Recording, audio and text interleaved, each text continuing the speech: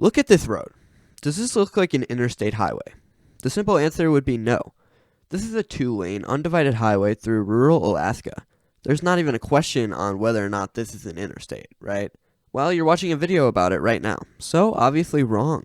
There's a lot more to this than meets the eye. So today I wanted to talk about the Alaskan interstate system and whether or not it exists. Before that though, I wanted to quickly ask if you would please consider subscribing to the channel. We make geography content like this every week, so if that's the kind of stuff you're interested in, just click the subscribe button so you don't miss any future uploads. Thank you. Looking at a highway map of Alaska, things pretty immediately look out of place. The state is simply too big and too rural for an extensive state highway system to stretch throughout, connecting all the small settlements into the rest of the state. So instead, the state has a weird disconnected network of highways near the populated cities. Some are within the main southeast region of the state in the Anchorage and Fairbanks area, but some are short unpaved roads as far out as the Nome area that are within the state highway system. So that leads us to the topic of today's video, because if we go back to the more populated regions near Anchorage and Fairbanks, we see a few highways that seem to be marked differently from the rest on road maps. These are Alaska's interstate highways. There's 4 total, covering 1,082 miles of roadway.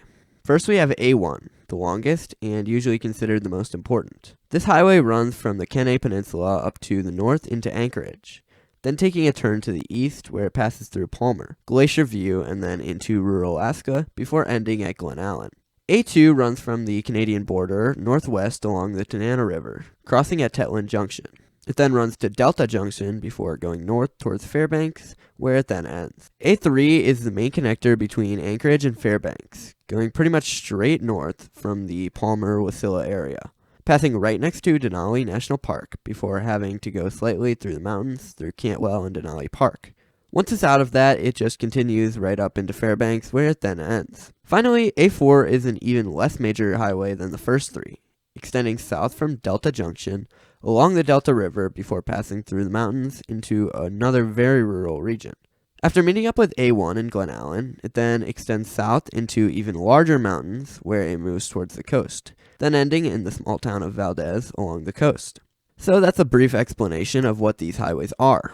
But we need more details here. First of all, if they're supposed to be interstates, why would they be called A1, A2, A3, and A4 instead of having a normal designated number to fit into the interstate system? Well, obviously the A stands for Alaska. The 2 other instances of this in the US are Hawaii and Puerto Rico. Puerto Rico is similar to Alaska, using the PR designation, also having a lot of undivided highways that don't meet the same standards. Hawaii is under the same weird off-brand interstate H designation, but the difference is that their highways are actually built up to the interstate system standards and are normal freeways, so it's hard to group them together. Now, that would be the main problem with Alaskan interstates that make it a controversial thing to claim, because they are just normal roads, so it's hard to call them part of the interstate system. But that hasn't stopped them in the past. I have several videos on this channel about highways that are very obviously not up to the set standards, but are still considered to be part of the system. So even though it makes sense and this is on another level, historically this wouldn't be a deal breaker. The next problem a lot of people have is that you can't call them interstates if they don't follow the definition of the word and go into multiple states. Alaska is obviously disconnected from the rest of the US by Canada, so having interstate highways can't work because that's not how it works. This would mean the same for Hawaii and Puerto Rico, because the interstate highways stay fully within the state. But this is another easy one to disprove, because there are several interstate highways that stay within one state. I-4 is a good one, going from Tampa to Daytona Beach. I-45 is another one, fully within Texas, going from Dallas to Houston. As well as that, there are countless interstate spur routes that stay within one metropolitan area, in turn one state. Sure, it's named the interstate system for a reason, because that's what the thought process was with it. But that isn't how it works in practice. So now we know that even though it makes no sense, it's still not the craziest thing ever, that they're still considered interstates. Now going back into the history of the interstate system, we actually find that these highways are somewhat up to interstate standards because they're actually given an exemption per Title 23, Chapter 1, Section 201 of the U.S. Code. Highways on the interstate system in Alaska and Puerto Rico shall be designed in accordance with such geometric and construction standards as are adequate for current and probable future traffic demands and the needs of the locality of the highway. This means they don't actually have to be built as freeways, but instead just whatever's required for traffic demands. Hawaii has a lot more traffic than Alaska and Puerto Rico, so they made real freeways. Alaska and Puerto Rico don't need as much, so they just build whatever is needed, which in this case for Alaska is 2-lane undivided highways to connect their more populated regions. And there are short portions where the highways are divided because of traffic needs in Anchorage and Fairbanks, so at least Alaska sticks to its own standards.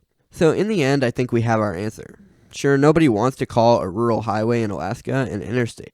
I know I definitely don't. But if we're just talking definitionally, everything checks out with the Alaskan interstate system.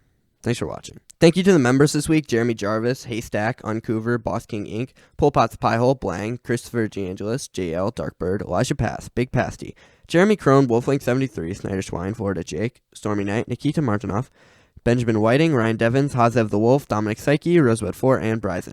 I appreciate you all so much. You really help out the channel. If you want to become a member, the link is down in the description below. It's just another way to help out me as a person if you appreciate the content. All of this money goes straight into my savings for college. So if you appreciate the content and you want to help me out, that's the best way to do it. Thank you.